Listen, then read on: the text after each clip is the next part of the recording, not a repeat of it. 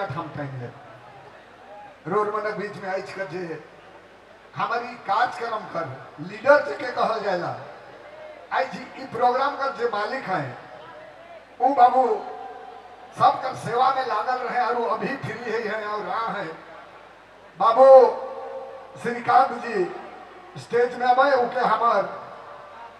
विधायक साहेब वेद विधायक के स्वागत करवा एक बार जोरदार ताली बजे चाहिए आई जुट करे कमल से आई जुट करे जोरदार से आई जी प्रोग्राम हमारा सक्सेस ही है संगे संगे फुचू बाबू भी हमें रुपेश दुए जन का हमारे विधायक साहेब आई जी वेद विधायक के सम्मानित करवाए एक बार जोरदार ताली बजे चाहिए क्या बात है क्या बात है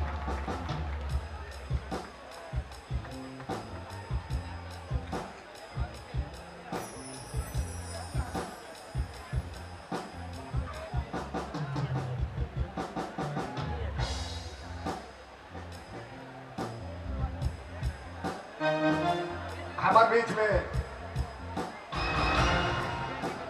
ब्लॉक कर हमारे रोहित बाबू का रिप्रेजेंटेटिव सुलेमान बाबा भी आए के बैठे होंगे हम तहे दिल से धन्यवाद दें एक बार जोरदार ताली बजानी चाहिए रोहित बाबू बैठे हैं बहुत सुंदर बात है श्रीकांत भाई और हमारे रुपेश भाई मैंने इतना बढ़िया से ऑर्गेनाइज कर रहे बहुत मेहनत कर रहे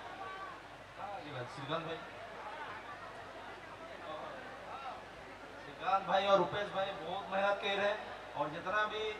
हमारे कमेटी का सदस्य मन है उमन के बहुत बहुत बधाई ऐसे सुंदर कार्यक्रम के रोरेमन ऑर्गेनाइज करते रहा और जितना सुंदर शांति श्रृंखला और जितना भी मतलब आयो मन बैठे माँ मन बैठे बहन मन बैठे सब मन बढ़िया से मन कार्यक्रम के देखे पड़ा थे तो ये मन खाली हमारी भाई मन का चलते भाई मन ऑर्गेनाइज कर रहे हैं वो कर लगे जोरदार ताली बहुत बहुत बधाई धन्यवाद और हमारे नवागांव से भगना जी आए हैं गौरव बाबू ओके फुल गुच्छा दे के रोहित बाबू सम्मानित करवाए ले लो रोज मनक बीच में हम पुनः केशो देवी जी के बोलाए लाएगी हम उकर पहले प्रभात बाबू के माइक सफर चलो फिर सम्मेलन का बीच उपस्थित है श्रीमती केशो देवी जी और मंच में सबका दिल में कैसन कैसन लागत होगी जी कैसन वाला गीत होगी जो हमारे मन के बेस लगे हमारे वैसे गीत बटे जाती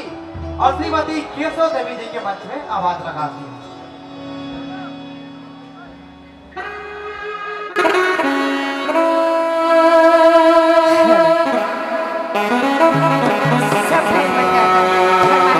अलग अलग है तो धीरे धीरे से सबका फरमाइश पूरा